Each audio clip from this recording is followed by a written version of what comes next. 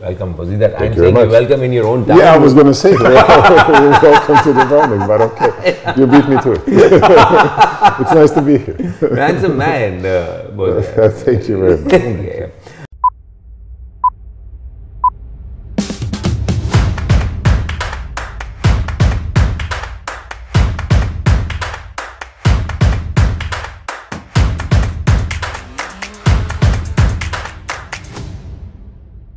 Tell me one thing. So Dubrovnik is Game of Thrones, or how is it now? I mean, after Game of Thrones. Game of Thrones, yeah. Look, there's a lot of media out there, especially who would make you believe there was no Dubrovnik before Game of Thrones, right? We built it just for Game of Thrones. But no, Dubrovnik, aside from being something like 1400 years old, has been a popular travel destination for decades. 60s, 70s and 80s we were a big travel destination. So Game of Thrones opened us up to some of the new demographics that otherwise maybe would not have visited or not be interested in a historical town in the Mediterranean. But the show did a lot for our PR, but by no means did it put Dubrovnik on a map, as some people want to believe or say. It's just another thing about Dubrovnik that makes it worth visiting. You know? Lovely, lovely. Now tell me one thing, does tourism really help the locals? Because when there are a lot of tourism, the prices go up. Right? Yeah, the groceries keep the stocks of relevant food, relevant stuff for the tourists, not really local stuff.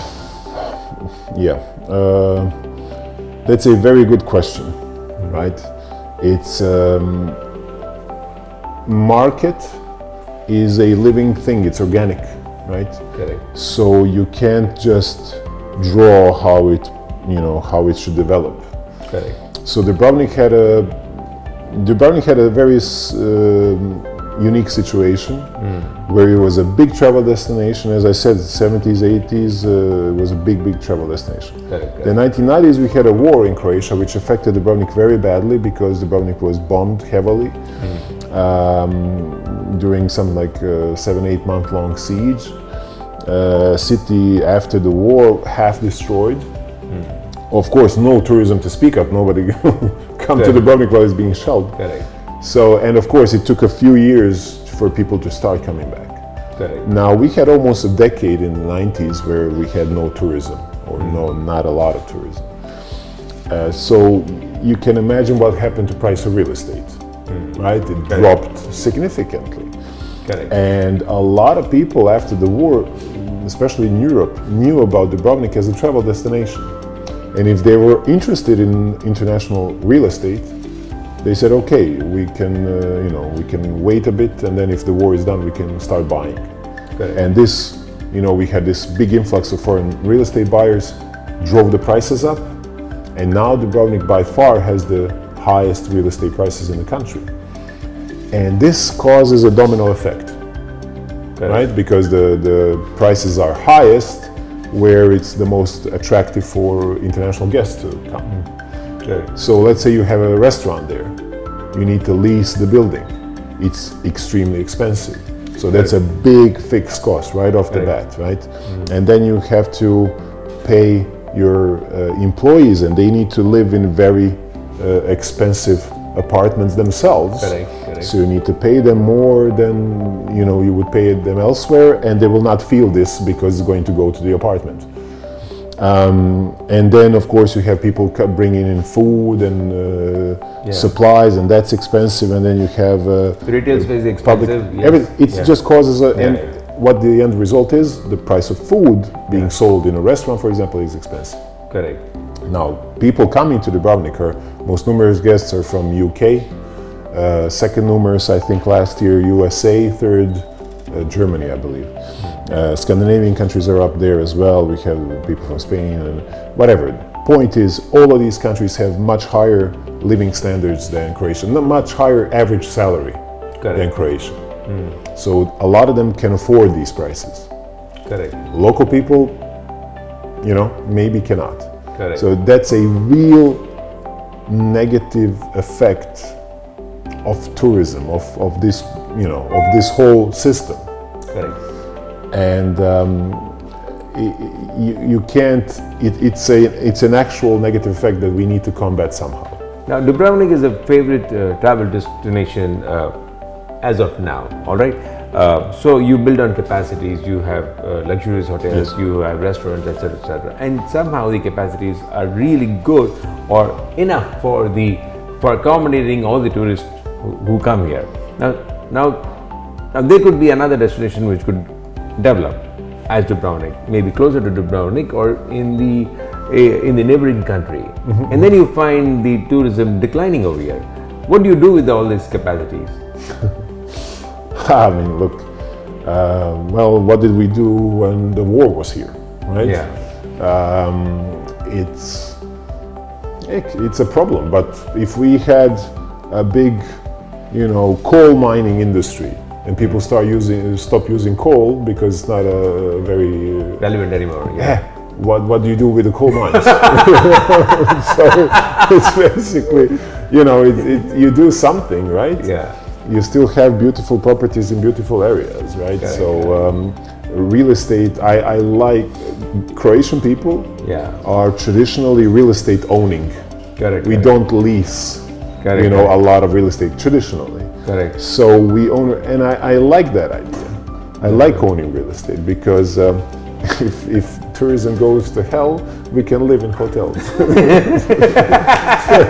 At least you have a roof over your head. So, in one of your, you are editor, writer in Insider, or it's your own thing, right? Yeah. Insider Travel. Insider Holidays.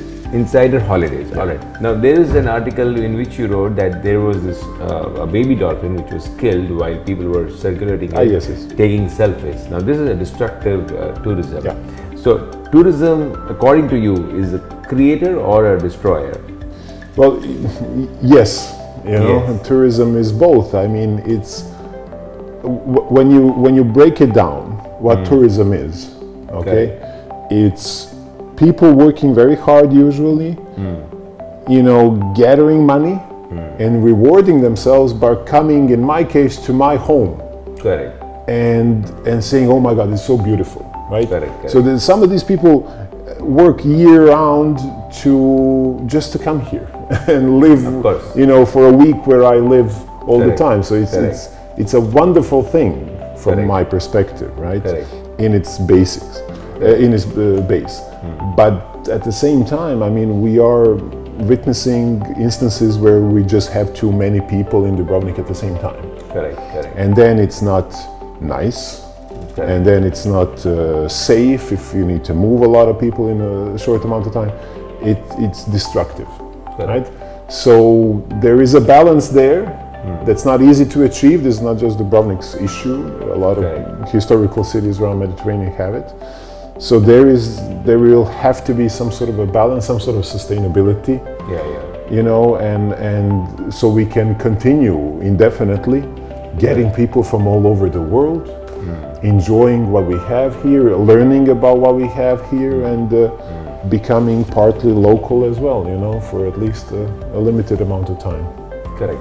So, you know what, so as you rightly said, so tourism actually puts a lot of stress on the local ecosystem, on the local resources. There could be soil erosion, there could be water pollution, there could be a lot of ecological problems, right? Now, how do you actually, I wouldn't say control, but how do you actually take care of that while not really affecting tourism? Because people come as a tourist, they want to have spend a good time. They may not be really so much concerned. When I'm saying concern means they don't want to be stressed about, too much. They want to be relaxed. They really don't want to have too much pressure on them. Well, that's the thing. I mean, you can't just say to people, oh, you need to practice responsible tourism. Most people don't think about it, and they are on their vacation, so they don't want to have tasks and chores. Correct. So yes, of course, the 90% of the responsibility, or at least 80%, is on us as the host, right? Correct. So we, and when I say we, I mean government, all the way down to people in the street. We need to, because Dubrovnik, its main strategic interest is tourism at the moment. Correct, correct. That's our decision. Until we change it, that's the way it is, right? Correct, correct. So I think it's down to all of us to make sure it's okay. So we need strategy. Correct. You can't just have quick cuts. Like somebody from the government a few years back said they're going to just limit the number of people coming into the historical center. Correct. But what does that mean? You know, right. Let's say you're staying inside the historical center. You go out for a day, you come back. Oh, there's too many people, can't go in. What are you saying? I mean, right. Your accommodation. Or I'm getting to my guests to do a tour. I can't come in. They already paid. That's impossible. That's not the way to do it. What you need to do is have some sort of a strategy. Correct. We have big cruise ships coming in, which thankfully we do. They prolong their season. They expose Dubrovnik to a lot of people that otherwise maybe wouldn't visit it. But now there's a lot of times too many people of cruise ships in Dubrovnik at one time. Correct. You can change this because they have schedules. You know, correct. They don't come, you know, willy-nilly. So you can negotiate other deals. You can see about whether to issue more licenses for private accommodation, which is a big thing in Dubrovnik and Croatia. Airbnb. My American guests always tell, oh, you have Airbnb here. Airbnb is just another platform to book private accommodation. Private accommodation has been a thing for us since, 70s, 80s. Homestays. Exactly. Yeah. So you can think about that. You can think about new permits. You can't issue new permits without building new parking lots, stuff like that. There's a lot of things we can do. It's our town, so we can do with it whatever we want. Correct. Right? And for now, we're not managing it well. So talking about cruise ships, are cruise ships really beneficial for the town because they have food inside, they have a stay inside, they have everything inside? This is the thing. I started my career with cruise ships. I worked for a big tour operator who handled a lot of cruise ship arrivals. And this is the thing. There's a big, debate about cruise ships. Correct. Everybody says guests from cruise ships don't spend much money. Correct. That's usually true because they don't have time to. Correct. Right? Yeah. But the money coming in from those guests was never the main benefit for Dubrovnik as a destination, in my opinion, educated opinion. Correct. It was the fact that a lot of people who otherwise might not have visited Dubrovnik got to see it. Right? Yeah. Because they booked a cruise to Eastern Mediterranean, right? Correct. And they booked it because of Venice or Santorini or Civitavecchia, which is tied to Rome and so on and so forth. And then they ended up coming to Dubrovnik and they said, oh, this is nice. I'm going to come back or I'm going to tell my friends, blah, blah, blah. And this is exactly what they did. Correct. So we had a lot of returning guests that visited on a cruise ship and then came back with their family or send their friends, blah, blah, blah.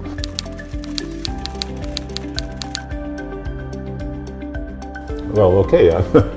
Thank you for the title. It's influencer is a very big buzzword nowadays. Yeah. Message to the youth is that, okay, I'm trying not to be too deep, but basically this is the thing. I believe first and foremost, every single person's quest for happiness is different. Okay, what makes you happy might not make another person happy.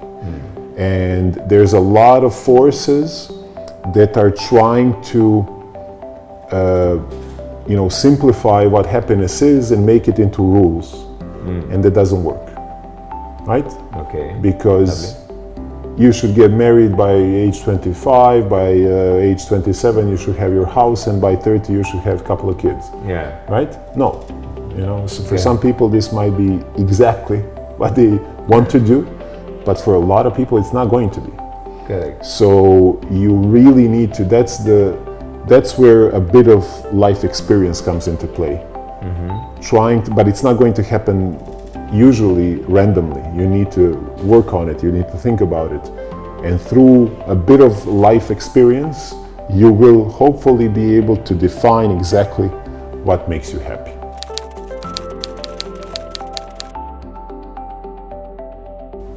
Well, doing what you do, or doing what you want to do. I mean, this is the thing. I spent a lot of my life so far,